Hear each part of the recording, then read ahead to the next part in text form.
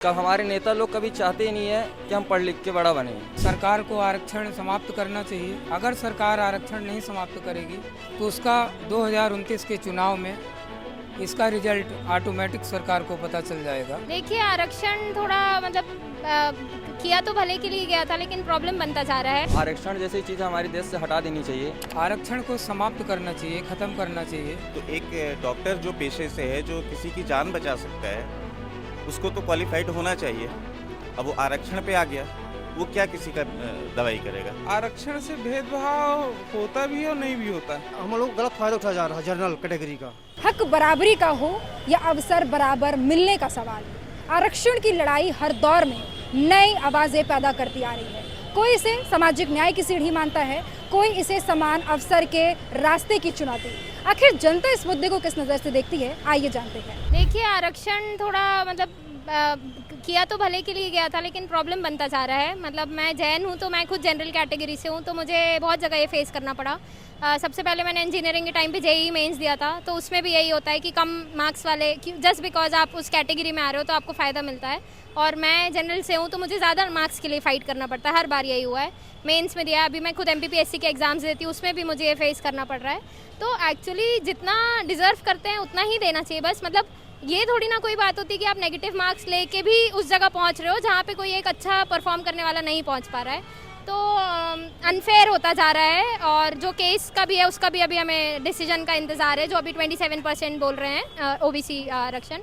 तो मुझे यही लगता है कि जो भी हो, उनको सोच समझ के डिसीजन देना चाहिए। ऐसा ना हो कि जनरल वाले से फेस ही करते रहें प्रॉब्लम्स। आरक्षण जैसी चीज़ हमारे देश से हटा देनी चाहिए, क्योंकि जैसे हम जैसे लोग OBC में आते हैं, जो ज़्यादा अंक प्राप्त करके हमको तब भी वो चीज़ हासिल नहीं हो पा रही है। जो आरक्षण जैसे कम अंक लाने वाले बच्चों को बहुत ऊपर तक ले जाया जा रहा है। इस आरक्षण को ख़त्म कर देना चाहिए।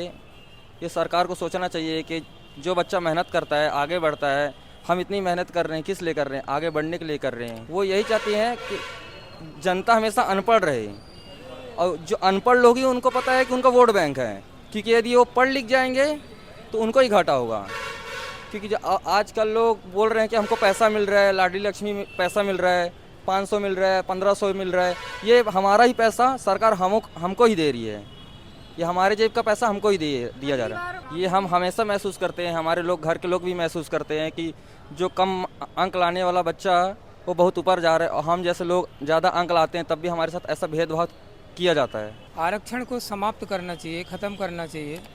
होता क्या है कि जब कभी कोई वैकेंसी निकलती है और तैयारी करते हैं और उसके एग्ज़ाम में जब बच्चे बैठते हैं, तो सरकार ने जो आरक्षण दे रखा है, तो आरक्षण में जो मेहनत करके पढ़ाई करके एग्ज़ाम देता है बच्चा, वो हमारा उस जगह पर नहीं पहुंच पाता, जबकि आरक्षण का लाभ लेकर के और उस कुर्सी पर आरक्षण वाला व्यक्ति पहुंचता है। CNG की गाड़ियां आई हैं, जो उन्होंने गाड़ी की परमिशन दे के रखा है कि 15 साल आप गाड़ी चलाओ।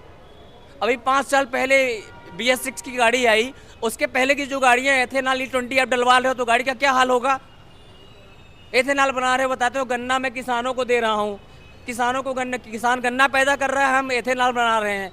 1 लीटर एथेनॉल बनाने में 1000 लीटर पानी यूज हो रहा है। जनता को पानी पीने के लिए नहीं है। नितिन गडकरी जी के बेटे को एथेनॉल बनाने के लिए 1000 लीटर 1 लीटर एथेनॉल बनाने के लिए पानी मिल रहा है। वो बोलते हैं कि मैं उसके बारे में इन्वॉल्व ही नहीं हूँ, मैं उसके बारे में बोल ही नहीं रहा हूँ। अगर हम बोल रहे हैं तो हम अपराधी बन रहे हैं, हमको पुलिस उठा ले जाएगी, हमको आएंगे प्रशासन उठा ले जाएगा, या तो हमको प्रोटेस्ट करके बाहर कहीं गोली मरवा दी जाएगी।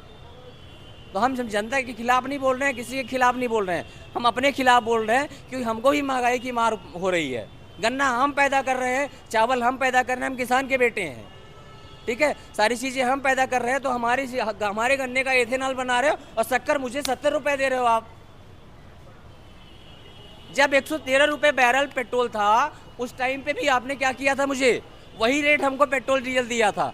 आज भी रेट उससे कम अप्रॉक्स माना जाए तो लगभग चल रहा है 80-89 के करीब चल रहा है। तो भी हमको पेट्रोल डीजल क्या रेट मिल रहा है, 116 रुपये मिल रहा है। गवर्नमेंट अपना क्या बना रही, फंडिंग बना रही है। प्रमोद कुमार नाम है मेरा, मैं सोशल वर्कर हूँ एक, और आरक्षण से मुझे लगभग प्रॉब्लम तो नहीं है, लेकिन मेरा कहना ये है कि आरक्षण एक जगह पे गलत है और एक जगह पे सही है। गलत हमको ये चीज़ लगता है कि अगर गवर्नमेंट एम्प्लॉई है, पिता गवर्नमेंट एम्प्लॉई हैं, तो भी वो आरक्षण का फ़ायदा उठा रहे हैं, और जो जिनके पास जो जनरल कैटेगरी में आते हैं या ईडब्ल्यूएस नहीं बना हुआ है तो उनको किसी प्रकार का कोई लाभ नहीं मिल रहा है।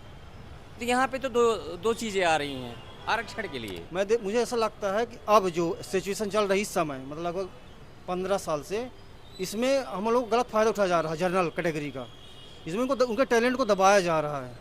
मतलब वो चाहते हैं कुछ करना, मतलब बहुत सी चीज़ न्यूज़ आप देखती होंगी, वो कुछ करना भी चाहे तो नहीं कर पा रहे हैं, ठीक है ना। मुझे लगता है कि अब आरक्षण में थोड़ा सा कैटेगरी होनी चाहिए कि भाई जिसके पास इकोनॉमिक समस्या चल रही है, फाइनेंशियली समस्या, उसको आरक्षण मिलना चाहिए। वो किसी भी कैटेगरी को हो, चाहे वो जनरल हो, ठीक है ना, ओबीसी हो, एसटी हो भी हो, कैटेगरी इसमें ध्यान रखनी चाहिए कि वो कम से कम उसको इकोनॉमिकल फाइनेंशियल कंडीशन देखी जानी चाहिए मेरे हिसाब से। मेरा विचार एक ही है कि जो आरक्षण है, जिनको ज़रूरत है उसकी, आर्थिक दृष्टि से भी और शारीरिक दृष्टि से भी, अगर ज़रूरत है तो आरक्षण मिलना चाहिए, और अगर ज़रूरत नहीं तो आरक्षण मिलना नहीं चाहिए।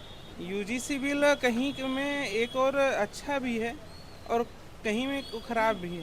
अच्छा इस हिसाब से है कि यूजीसी लाना, जो लोग विरोध कर रहे हैं वो तो जानते नहीं यूजीसी है क्या, है ना। और फिर दूसरी चीज़ बात ये है कि वर्तमान में देखा जाए, जहाँ भी सरकारी डिपार्टमेंट में जाए तो जो लोग यूजीसी का विरोध कर रहे हैं वही लोग यूजीसी के लोग ही बैठे हुए हैं, और वही लोग ज़्यादा मोटी रकम लेते हैं, और बाकी जो लोग आरक्षण लेकर बैठे हैं वो उतनी मोटी रकम नहीं ले पाते, और जो लोग यूजीसी का फ़ायदा लेना चाहते हैं वही लोग यूजीसी वहाँ मोटी रकम लेते हैं। गवर्नमेंट को मैं यही मैसेज देना चाहूँगी कि आप वोट बैंक के लिए नहीं करें, जो भी करें थोड़ा एक्चुअली जो जिसमें भलाई हो सिटीजन्स की वैसा करें, वैसा स्टेप उठाएं। जैसा कि अभी आपने देखा कि लोगों की अलग अलग राय हैं आरक्षण को लेकर। किसी के लिए आरक्षण सही है, किसी के लिए आरक्षण गलत है। अब बारी आपकी है, कमेंट्स में ज़रूर बताइए कि आरक्षण हटना चाहिए या नहीं हटना चाहिए। देखते रहिए विंद फर्स्ट। कैमरा पर्सन अजीम सिद्दीकी के साथ मैं दिव्यांशी पांडे।